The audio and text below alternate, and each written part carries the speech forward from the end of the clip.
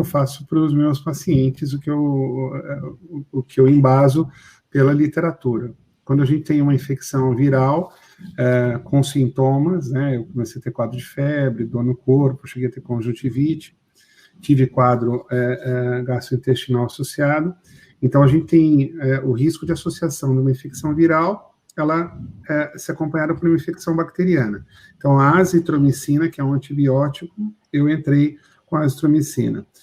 Depois de um tempo de evolução, minha saturação começou a cair um pouco.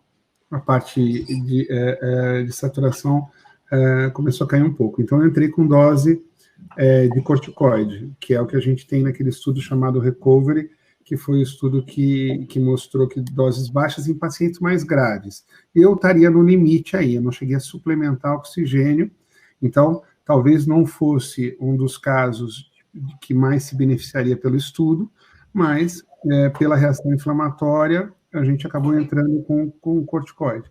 Dentro daquilo que a gente comentou, Fábio, e que você coloca os dados que a gente teve de mortalidade lá no início, no São Luís, deixar claro que não foi só pelo uso do corticoide, foi uma série de ações que a gente teve associada, essa mortalidade depois subiu um pouquinho, chegou em torno de 2,8, 3, e que é o que se mantém, que é um bom resultado também.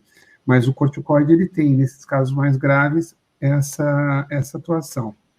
Então, assim, e sintomáticos, né?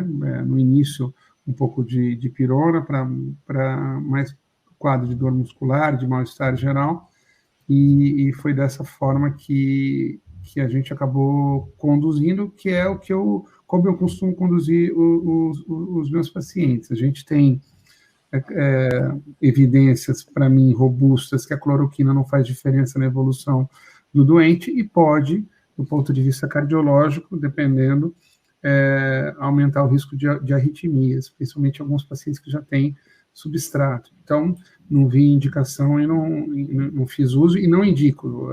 Recente, continuo mesmo aqui isolado, fazendo acompanhamento de pacientes que eu fiz diagnóstico de Covid, que estavam em casa, e não receitei da mesma forma. Isso já tem sido minha prática há mais de 2 meses.